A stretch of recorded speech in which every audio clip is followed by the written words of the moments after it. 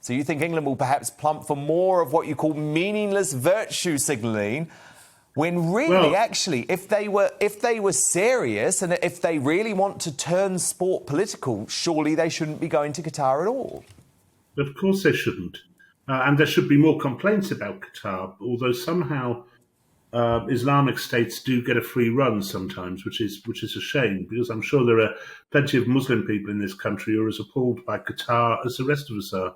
The truth is that the World Cup bid was given to Qatar through a series of corrupt, just backhanded deals and shenanigans, which FIFA doesn't even bother to hide anymore. Worse than that, it is, as I mentioned in the piece, a slave state, a totalitarian slave state where there are no human rights really for anybody. And worst of all, at least 4,000 Indian workers working in the most appalling conditions on those very stadiums which the England players are going to play in, died during the construction of those stadia. So it is very hard to see if this team is supposed to be the kind of moral guardians of our nation now, rather than just a bunch of people who kick footballs around. If they are going to be moral about it, they shouldn't go to Qatar. You know, I look forward to the next World Cup as much as anybody, and I adore the Euros. But I wouldn't, if I wouldn't go, certainly wouldn't go to watch them out there. And I just feel dirty watching the games now. It's just the sort of country that the World Cup should not be held in. Well, I cheered reading your column because it has absolutely infuriated me, the pious nature of the England players over the Euros when they know what's coming next year. And you just know, Rod, you just know there will be no talk of Qatar. There will be no question of a boycott. There will be no raising of their human rights issues. There just won't be. They might keep taking the knee because they seem to want to do that forever now. But there's not going to be any investigation of Qatar, is there? Because it doesn't fit the liberal media agenda, which the players seem to be getting off on. No, indeed it doesn't. And it doesn't fit the left-wing agenda either, the liberal left agenda. So, for example, if you remember when the Winter Olympics were held in Sochi in southern Russia, and the gay lobby, the LGBTQI lobby, were going berserk about it, despite the fact that Britain doesn't do very much in the Winter Olympics. You know, we get a medal or two, but we don't really punch our weight in the Winter Olympics. But they got very irate, said we should be banning it, should be boycotting it. Whereas at the same time, there was a cricket tournament in which England were taking part in Bangladesh, which has far, far more injurious rules about homosexuality than does Russia. So there's various layers of multiple hypocrisy in here. And like you, I got tired of the knee bending. I got tired of the knee bending as soon as it started, and the attempts on the part of Gareth Southgate and the team to say it had nothing to do with Black Lives Matter is truly fraudulent. Because when the whole thing was introduced back in August last year, when the season kicked off, the commentators, the pundits, and the players were wearing Black Lives Matter armbands. I mean, you cannot separate the two. But in a way, that's gone. You know, that's gone. So now we look forward to Qatar. Should they be there? I don't think they should. So is the moral of the story, Rod, be very careful when you open the floodgates to introducing politics into sport?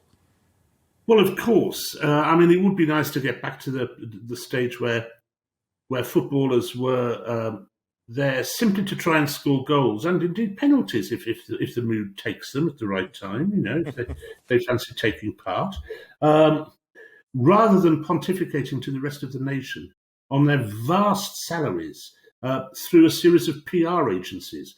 And in fact, you know, it's maybe too easy to blame the players. Certainly, I blame some of the PR agencies who now handle these players' accounts and let it be known to the players that they will get more sponsorship deals, they will be better off, they will be better loved by the public if they champion woke causes, which is something which is happening. I mean, it was with some astonishment that a couple of years ago I found out that, you know, when players tweet at the end of the game, if they're Premier League players or Championship players most times, it's not actually them doing it. It's a PR company that they've paid to tweet. I mean, which just, I don't know who thought of that as an idea for making money, but I take my hat off to them. The gaff was blown, of course, when one Sunderland player, I think it was Victor Anichebe, said to his PR team, tweet something like, "The lads did good and we go again next week." And his PR team did exactly that. They tweet something like, "The lads did good and we go along next week." So everybody immediately knew. It was just, how on earth they get away with this, I do not know. But yeah, I would prefer it if the footballers kind of concentrated on their game a little bit. Well, yeah, Marcus Rashford, he was using Twitter to try and launch some sort of preemptive strike on your magazine, the Spectator, last week for an article which I never saw. So whether it appeared or not, or is in the works or not, I'm not sure. But actually, I'd love to see... In the works, I believe. In the works, OK, good. Well, I'm looking forward to that. But I would love to see Marcus Rashford asked about Qatar and to see how he could justify travelling to Qatar. Because I think he's done some good things, Marcus Rashford, but if he is going to be so outspoken politically, surely journalists have to at least ask him that question. Yeah, I mean, I like Marcus Rashford. You know, he's a good lad, I think. He seems to be a good lad. I'd quite like old Horseface himself to answer the question about, by which I mean Gareth Southgate, of course, to answer the question about Qatar. Because, of course, he's the guy who's in charge of the team. Quite apart from anything, he's taking a team of young players to play in 50-degree heat. There is no way on earth there should be a football tournament in that appalling country, or any of the countries which surround it. I think Gareth has got something to answer and the FA has something to answer. And if they continue just taking the knee, we will know it is pointless virtue signalling and kind of meaningless and not really contributing towards peace on earth and goodwill to all men, which is what they keep telling us it's all about. Rod, my panel is here. Carol Malone, Benjamin Butterworth and Carol. Dominique Samuels tonight. Benjamin, do you take issue with anything that Rod is saying? I mean, I think Qatar is an abhorrent country. It shouldn't be holding the World Cup. There's so much corruption in there. But I struggle to see how you justify that it is individual footballers' responsibility, as though they could boycott it. Do you not think it would be better to do what Tom Tugendhat, chair of the Foreign Affairs Select Committee, suggested, which is a diplomatic boycott? And also, do you seriously think the government would support that? Because I think a lot of Tory voters, those that switch from Labour to Tory because of Brexit, would be furious if Boris Johnson came out and supported a boycott of the World Cup. Oh, I think you're right, mate. I don't doubt that at all. I think many people would be very, very angry. I think that my only point about the footballers taking responsibility is that they seem to be taking responsibility for all the other ills of the world at the moment. So it would be nice if they took a bit of interest in where they're actually playing next time around. The Tom Tugendhat idea is fine, a diplomatic boycott. I would rather the team didn't go. You know, that being said, it is increasingly the case, I think it's fair to say, that most major tournaments these days tend to take place in nasty countries. And that's largely because the nasty countries, such as China, such as Qatar, such as Russia, can bulldoze through, literally in most cases, bulldoze through plans to build stadia and to evict people from where they were living so that the stadiums can be built without the kind of planning processes and public representation which we have in the West. If not Qatar, it could well have been China, you know, so out of the frying pan into the fire, sure, I take that one. Dominique, do you agree? I think the interesting thing about Qatar as well that I don't think has been mentioned is, you know, because the football players are kneeling in, you know, as a signal of anti-racism, there is a lot of racism that goes on in Qatar, specifically when it comes to the maids that they have over there that are largely black. and they have virtually no rights and are treated like slaves, effectively. Qatar is a very bad place for racism, and I can imagine when they go over there, they'll probably sense that. And I think the issue is we are so privileged in this country. Yes, there are issues, but we are largely insulated from the actual real world. And I think once they do go over there, maybe they'll actually see what it's like to be black in countries like that and how lucky we are here as black people, really. I think that's incredibly, totally right and incredibly well put. And yeah, I mean, you're right. There is an enormous amount of racism there. I know Qatar less well than the United Arab Emirates, where I went about 8 years ago to do a feature for the Sunday Times and have since been banned from ever returning as a consequence of that feature. But the racism there was... Formally banned? Formally banned, told never, ever to come back. And the racism there was outrageous towards who were, in my view, of all the people I met out there, the nicest people in the country, which was the Pakistani taxi drivers, the Bangladeshi labourers, the Indian labourers, i.e. the low-paid, people who'd had their passports taken off them so they couldn't go home. I mean, an appalling state of affairs, and very, very similar to what goes on in Qatar, so far as I understand, though I have yet to have the privilege of visiting Doha, or a lot of them live in big tent cities, those 50-degree weather conditions that you talk about. They send tiny amounts of money home to their family. It really is appalling. Carol Malone, let me bring you in. Hi, Rod. Hi. Listen, you say in the piece, which I loved, you said, we have just witnessed a confected hysteria with the BBC News, followed by the media, leading its bulletins on the appalling racist abuse. And you point out there were only 5 tweets that were afforded to people in this country. But what I just want to take you to the bit where you were... Do you think, because this went on for 3 or 4 days, it hogged the news agenda for 3 or 4 days, do you think it prevented proper discourse on what went wrong with the English team and for Southgate to explain why he let 3 of the most inexperienced players take those vital penalties? Yeah, it's incredible, Carol, isn't it? It's incredible that question has not been asked. Yeah. Or at least I think Gareth Southgate at one point said, I take personal responsibility for the penalty. Well, yes, of course you do. You're the bloody manager. Of course you do. We know you do. Now explain why you did it.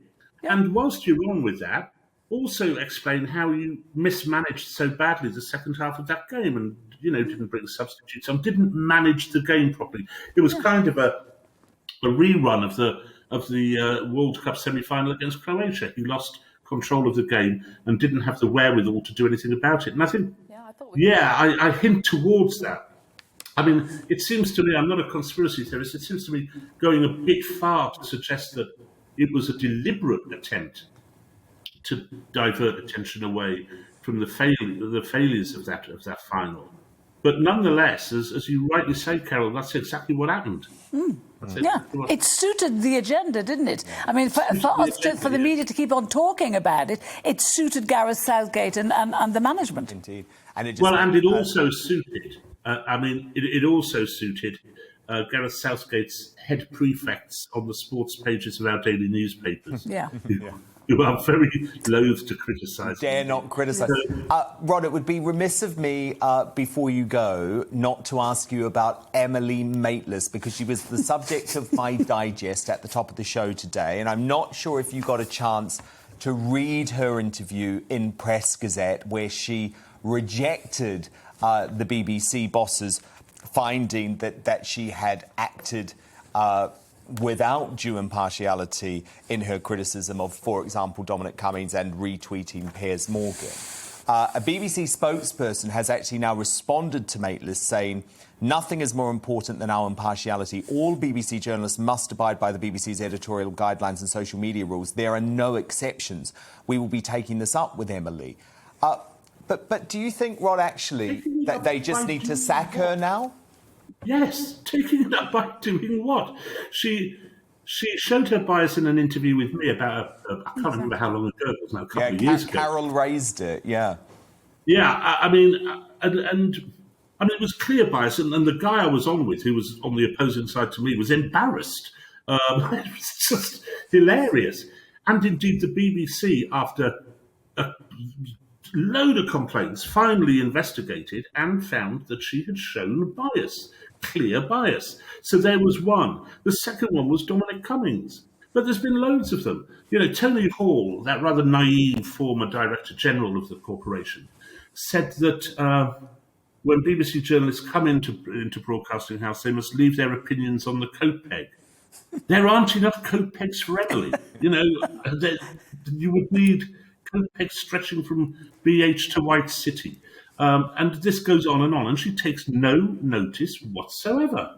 Absolutely no notice. And she's buttressed in that by that congenial bubble of Kensal Rye's liberal opinion, which is on Twitter whenever she speaks, fawns over her. And indeed, it has to be said, by some of the journalistic organisations. I think she was made Interviewer of the Year last year, which, was, I think, a contentious decision. But she gets away with it every time. But they get rid of Jeremy Clarkson, they get rid of Andrew Neil, they get rid of Danny Baker. You see what side the BBC's on. Indeed, Rod Liddle. I knew that would be a good answer, so I'm very, very glad I asked you, Rod Liddle. Thank you so much. We will speak again next week. Welcome to the GB News YouTube channel. You can watch us live 24 hours a day, catch up on your favourite shows, and join in the conversation in the comments below.